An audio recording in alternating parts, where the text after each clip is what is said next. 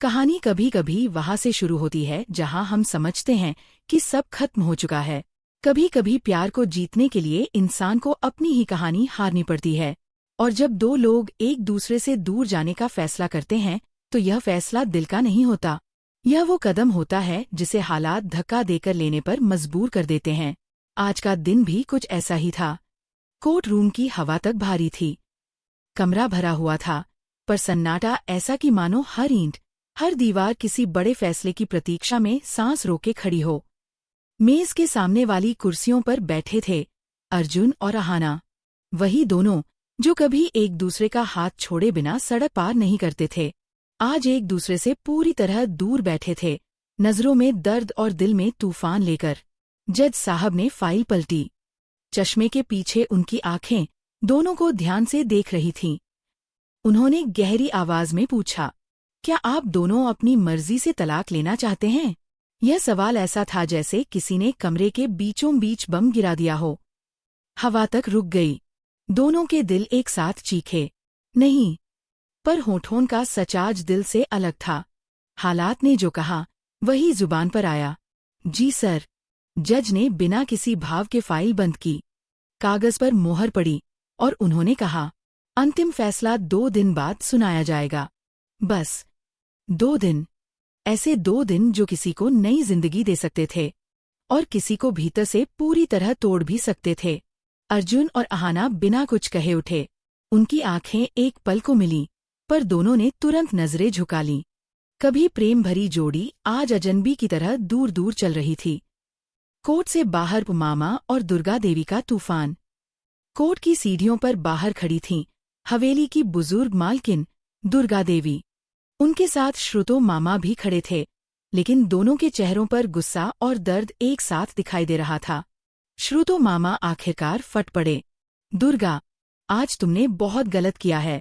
अहाना जैसी बहू बार बार नहीं मिलती। दुर्गा देवी ने गर्दन ऊपर उठाई, पर उनकी आंखों में कमजोरी छुपी नहीं। आज उनका चेहरा उतना कठोर नहीं था जितना अक्सर दिखता था। मामा और आगे बोले, तुम्हारे अहंकार, तुम्हारी जिद, सब कुछ तुमसे छीन लेगा। तुमने सोचा भी कैसे कि तलाक से घर बचेगा? अगर दूसरी बहू आई और उसने भी अपनी मर्जी चलाई, तो क्या उसे भी ऐसे ही निकाल दोगी? ये बातें दुर्गा देवी के दिल में सीधी उतरती चली गईं। पहली बार उनके चेहरे पर टूटन साफ दिखी। कुछ पल तक उन्होंने आंखें बंद रखीं, जैसे खुद से लड़ रही हों। फिर उनकी धीमी, कांपती आवाज निकली, मामा, मैं भी ये तलाक नहीं चाहती। मामा एकदम चौंक गए। दुर्गा आगे बोली, मैं अहाना को वापस लाना चाहती हूँ। उनके शब्दों में पछतावा था और डर भी। मामा ने हैरानी से पूछा, तो फिर क्या सोच रखा है तुमने? दुर्गा की आंखों में अचानक एक अजीब सी चमक आ गई। वह वही चमक थी जो किसी चाल, किसी योजना की शुरुआत से पहले दिखती है। वो बोली, हम अर्जुन के एक्सीडेंट का नाटक करेंगे। मामा अवाक। दुर्गा ने कहा, अगर अहाना अब भी अर्जुन से प्यार करती है, तो इस खबर को सुनते ही दौड़कर आएगी। और अगर वो आई, तो मैं उसे खुद हवेली में वापस लेकर आऊंगी। श्रुतो मामा कुछ देर चुप रहे। उन्होंने सोचा और फिर गहरी सांस लेकर बोले, अगर प्यार सच है, तो अहाना जरूर आएगी। दुर्गा देवी ने पहली बार हल्की सी उम्मीद की सांस ली।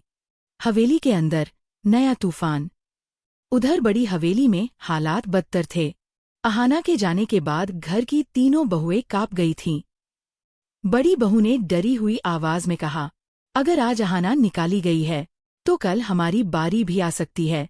तीनों ने मिलकर फैसला किया, घर छोड़ने का नाटक किया जाए। दुर्गा देवी को एहसास दिलाने के लिए कि बहू केवल एक नहीं, पूरा घर संभालती हैं। और हैरानी की बात, तीनों के पति भी इस योजना में उनके साथ खड़े थे।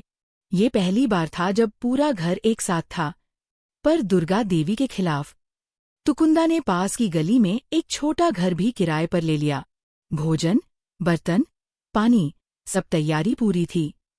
शाम होते होते हवेली सूनी लगने लगी। दीवारें सुनसान, आंगन बिल्कुल ठंडा, जैसे किसी ने इस घर की रूह ही निकाल ली हो। दुर्गा देवी ने तीनों बहुओं को बस्ते उठाए घर से निकलते देखा, और उसी पल उनकी सांसें अटक गईं। आज वह पहली बार डरी थीं। अकेले रह जाने का डर, हवेली के खाली हो जाने का डर, अपनों के छोड़ देने का डर। उन्होंने खुद को संभाला और धीरे से कहा, नहीं, पहले अहाना, बाकी बहुएं तो बाद में भी संभाल लूंगी। लेकिन उनका डर कहीं न कहीं सच होता जा रहा था। अहाना की आंखों से बहते आंसू अब रुकने का नाम नहीं ले रहे थे। जिस घर से वह टूटी हुई निकली थी, आज उसी घर में उसका पहला कदम जैसे किसी भूली हुई रोशनी को वापस लौटा रहा था। हवा में एक अजीब सी नमी थी, दर्द की, प्यार की और लौट आने की। घर की पुरानी दीवारें तक चुपचाप देख रही थीं कि कैसे दो टूटे हुए दिल फिर से एक धड़कन बन रहे हैं। अर्जुन ने अहाना का हाथ थामा तो उसकी उंगलियां कांप रही थीं। वह कभी इतना असुरक्षित नहीं लगा था। उसकी आवाज टूटी हुई थी, अहाना, मैं बहुत डर गया था। मुझे लगा तुम चली जाओगी, हमेशा के लिए। अहाना ने उसकी आंखों में देखा। अर्जुन, अगर जाना होता उसी दिन चली जाती, पर मैं गई नहीं, क्योंकि तुम मेरे जाने की वजह नहीं, मेरे रुकने की वजह थे। बस हालात ने हमें दूर कर दिया। अर्जुन ने गहरी सांस ली और उसे धीरे से अपने पास खींच लिया। अब हालात को हमारे बीच आने नहीं दूंगा। जो भी होगा हम दोनों मिलकर तय करेंगे। अहाना के होंठ कांपे। तुमने झूठ बोला, एक्सीडेंट का झूठ। पता है कितनी डर गई थी मैं। अर्जुन एक पल को चुप हो गया। मुझे पता है, उसने धीमी आवाज में कहा, पर मुझे यकीन चाहिए था कि मेरे बिना तुम रह भी पाओगी या नहीं। अहाना ने उसके हाथ पर थपकी दी। तुम पागल हो। उसी वक्त पीछे से हल्के कदमों की आवाज आई। दुर्गा देवी दीवार के पास खड़ी थीं। चेहरे पर शर्म की लकीरें साफ दिखाई दे रही थीं। वह हमेशा अधिकार से बोलती थीं, पर आज उनकी आवाज धीमी, टूटी हुई और पछतावे से भरी थी। अहाना, उन्होंने कहा, जो किया, गलत किया। किसी माँ को अपनी बहू को इस तरह घर से नहीं निकालना चाहिए था। लेकिन मैं अपने ही डर में फंस गई थी। मुझे लगा था तुम इस घर को तोड़ दोगी, पर असल में तुम ही थी जो इस घर को जोड़ती थी। अहाना स्थिर खड़ी रही। उसका दिल अभी भी कांप रहा था। दर्द अभी भी ताज़ा था, जैसे किसी ने अभी अभी घाव पर हाथ रखा हो। मां जी, उसने धीरे से कहा, गलती सिर्फ आपकी नहीं थी। हम सबने कहीं न कहीं अपनी आवाज खो दी थी।